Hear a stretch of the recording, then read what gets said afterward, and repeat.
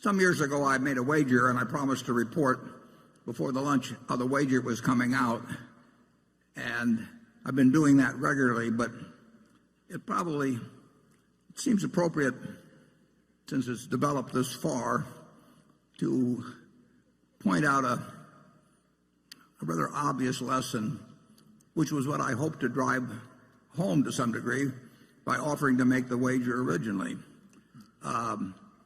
Incidentally, when I offered to make the wager, namely that somebody could pick out 5 hedge funds and I would take the unmanaged S&P index used by Vanguard Fund, and I would bet that over a 10-year period that the unmanaged index would beat these 5 funds that were all being managed, presumably. They could pick any 5 funds that were managed by people who were charging incredible sums to people because of their supposed expertise. And fortunately, there's an organization called, or at least if you go to the internet, if you put in longbets.org, it's a terribly interesting website. You can have a lot of fun with it because people take the opposite side of various propositions that have a long tail to them and make bets as to the outcome, and then they both give each side gives their reasons. And you can go to that website and you can find bets about, what population will be doing 15 years from now, or all kinds of things. And our bet became quite famous on there. And a fellow I like, who I didn't know before this, Ted Seides, bet that he could pick out 5 hedge funds. These were funds of funds. In other words, there was one hedge fund at the top, and then that manager picked out who he thought were the best managers underneath, and then bought into these other funds in turn, so that the 5 funds of funds represent maybe 100 or 200 hedge funds underneath. Now, bear in mind that the hedge fund, the fellow making the bet, was picking out funds where the manager on top was getting paid perhaps 0.5% a year plus a cut of the profits for merely picking out who he thought were the best managers underneath, who in turn were getting paid maybe 1.5 or 2% plus a cut of the funds on profits. But certainly the guy at the top was incentivized to try and pick out great funds, and at the next level, those people were presumably incentivized too. So the result is, after 8 years and several hundred hedge fund managers being involved, is that now the totally unmanaged fund by Vanguard with very, very, very minimal costs is now 40-some points ahead of the group of hedge funds. Now, that may sound like a terrible result for the hedge funds, but it's not a terrible result for the hedge fund managers. These managers, you've got this top-level manager that's charging probably 0.5%. I don't know that for sure. And down below, you've got managers that are probably charging 1.5 to 2%. So if you have a couple percentage points sliced off every year, that is a lot of money. We have 2 managers at Berkshire that each managed $9 billion for us. They both ran hedge funds before. If they had a 2 and 20 arrangement with Berkshire, which is not uncommon in the hedge fund world, they would be getting $180 million each, merely for breathing annually. It's a compensation scheme that is unbelievable to me. And that's one reason I made this bet.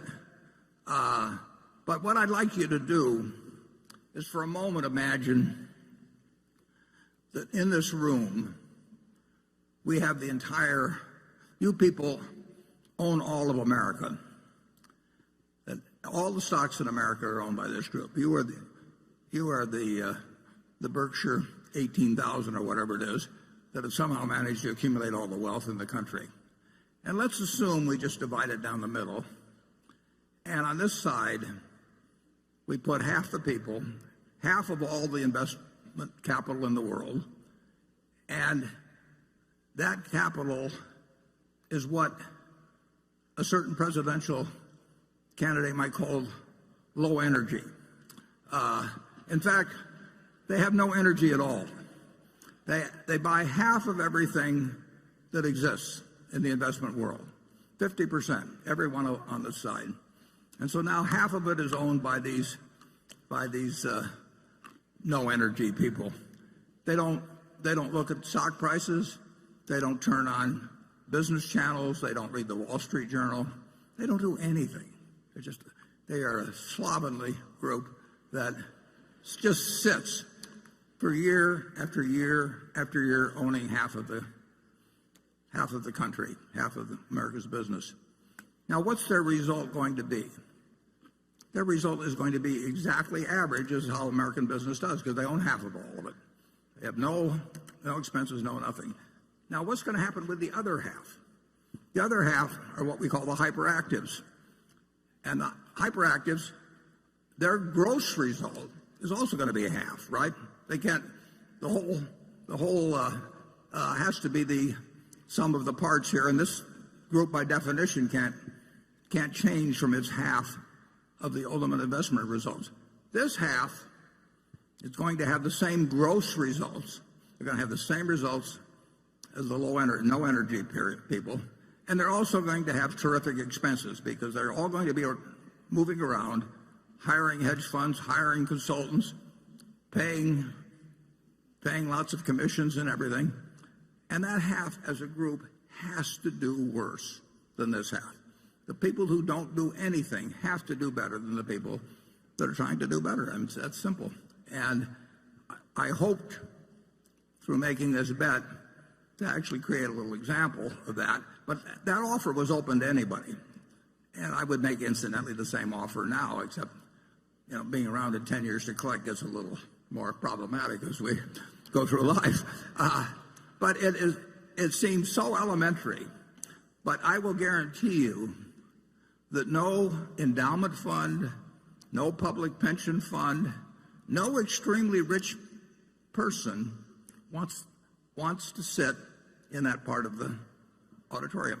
They just can't believe that because they have billions of dollars to invest, that they can't go out and hire somebody who will do better than average. I hear from them all the time. So this group over here, supposedly sophisticated people, generally richer people, hire consultants, and no consultant in the world is going to tell you just buy an S&P index fund and sit for the next 50 years. You don't get to be a consultant that way, and you certainly don't get an annual fee that way. So the consultant's got every motivation in the world to tell you, this year I think we should concentrate more on international stocks, or this year this manager is particularly good on the short side. And so they come in and they talk for hours, and you pay them a large fee, and they always suggest something other than just sitting on your rear end and participating in American business without cost. And then those consultants, after they get their fees, they in turn recommend to you other people who charge fees, which, as you can see over a period of time, cumulatively eat up capital like crazy. So I would suggest that what I felt sure, I didn't feel sure because nothing, can't tell for sure about any 10-year period, but I certainly felt very probable, or I wouldn't have stuck my neck out.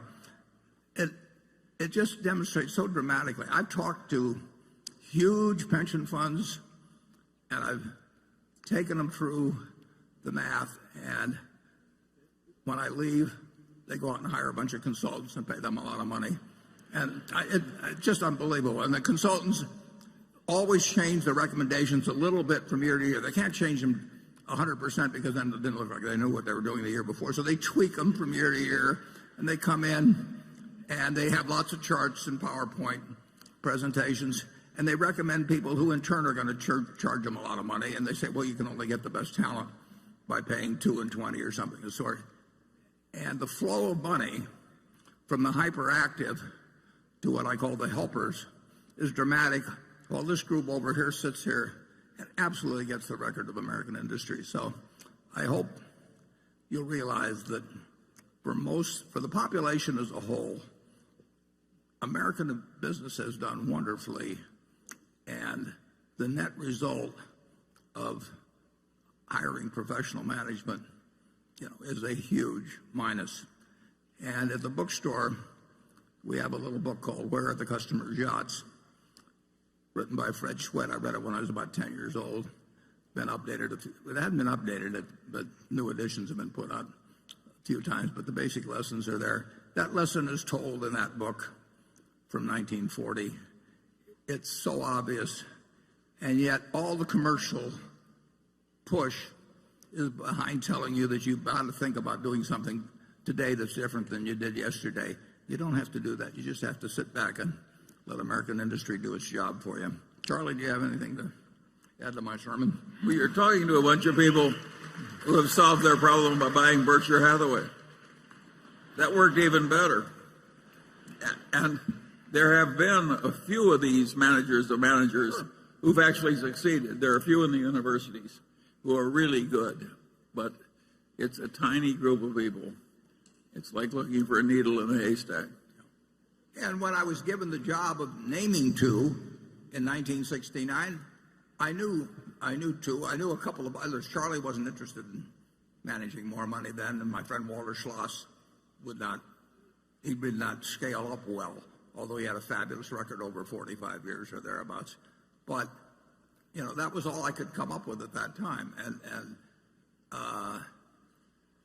fortunately, I did have a couple, and the people who went with Sequoia Fund have been well served if they stayed for the whole period. But the people, there's been far, far, far more money made